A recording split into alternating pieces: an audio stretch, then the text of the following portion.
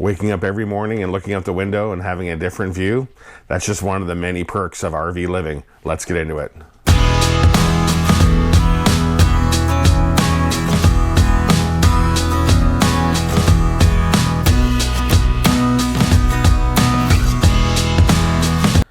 Hey, how you doing? Welcome back to the channel.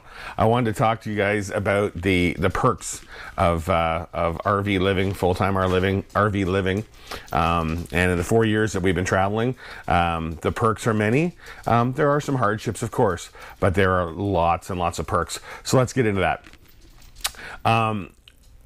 The open road is the biggest perk. You get to travel, you get to see new things, and you know the day trip starts as soon as the wheels start to turn, and you get to see so many cool things. But I think one of the things that drew me the most into wanting to be a full-timer was the idea of being able to downsize, to get out from under the things of life. You know, I think we've all been there where if you buy a 5-bedroom house, you're going to find a reason to buy stuff to fill up every inch of that house. Maybe that's not for everybody, but that's, you know, I mean, that seems to be a common theme. Downsizing, getting out from underneath all the stuff, getting away from the things that just are just there. The amount of stuff you need when you're full-time RVing is surprisingly very low. Yes, we have a big rig, we have a big truck. It's not necessarily a cost of stuff. It's just the stuff and the things that kind of hold you down. Financially is another big one. Like I think I mentioned in another video, RVing can be as cheap or as expensive as you want it to be. Once you decide what kind of RVer you are, I'll put a link to that video up here. As soon as you decide what kind of RVer you are, that will determine how much money you're going to save or how much money you're going to spend. Another big thing about another perk is the challenge of it. You get to think on your feet, you get to react to situations, you get to kind of be your one person, or you know, if your spouse is with you, it's like the two of you against the world, or yourself against the world, to be able to figure out the solution to get through certain problems. Another big one for me, the social perks and the social surprises, actually. Meeting new people is definitely my favorite part. We have met so many amazing people traveling full-time. Of course, you don't meet not everybody is great, but you meet so many interesting people from so many different walks of life, and you get to have those conversations, discussions, and social interactions with them. There's lots of events. You know, I mean, if you're at an RV park, there's lots going on. And even if you're not at an RV park, if you're boondocking, there's other people that are out boondocking as well, and there's so many social events that you can participate in. And as well, you grow these long-term friendships and relationships. We have friends from all across the US and all across Canada that we are lifetime friends with now because we've met them RVing, and it's a really great thing. Another big one I think is important for everybody, whether you're an RVer or not, it doesn't matter, is health and wellness. But when it comes to RVing, the health and wellness aspect of it was important to us because it gave us a chance to kind of take control of what we wanted to do. So our health improved.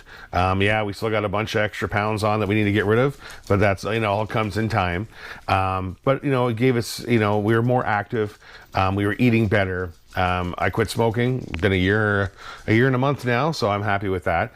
But it gave us, we were in an environment of less stress, which gave us better sleep, which gave us the desire to be more active, to be outside, to eat better, etc., etc., etc. Another thing too is another surprising skill is I'm just going to look at my notes real quick. Sorry.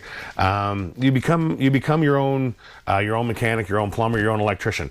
DIY is definitely part and parcel with RVing. You have to become a DIYer. You get better with resource management, better with budgeting, because you're forced to actually adhere to it. You know, I mean, how much is fuel going to cost? What's our distances? What are our routes? All that kind of stuff.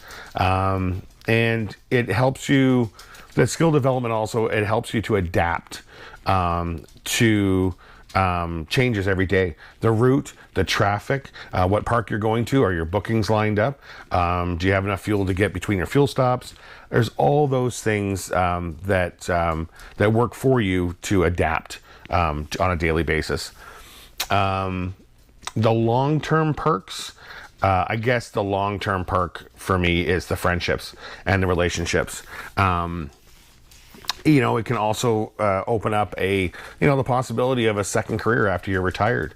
You're traveling, you want to do something remotely, you could do that while you're on the road.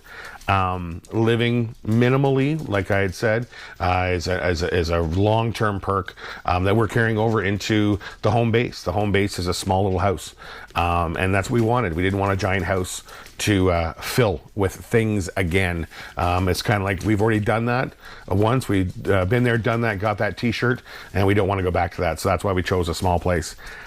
And I think the last thing, the big perk that of course my spouse always brings up to me is every time we travel, we're building memories,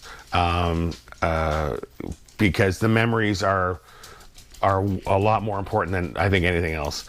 All the pictures we take, all the things we see, all the relationships we make, every day, by definition, every day in the past is a memory.